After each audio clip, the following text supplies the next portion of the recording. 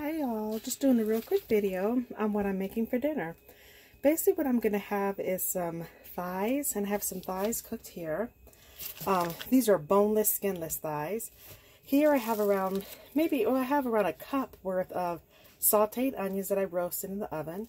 I have here some brown rice that was frozen. I thawed out from the night before, some rice. And then in here I have some dehydrated peas and corn with red beans. To make the gravy, it's a little less than half a cup of flour.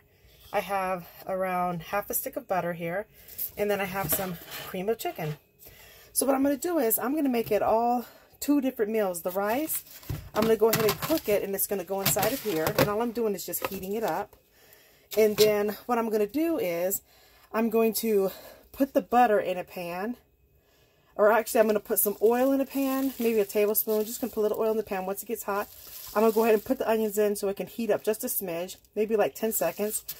And then after I mix it around, I'm going to go ahead and put the butter in. And then I'm going to add the flour in so that I can be able to make my roux. I'm making my gravy. And then the gravy that I use, I use some chicken base with the water that I soaked it in. And what I'm going to go ahead and do is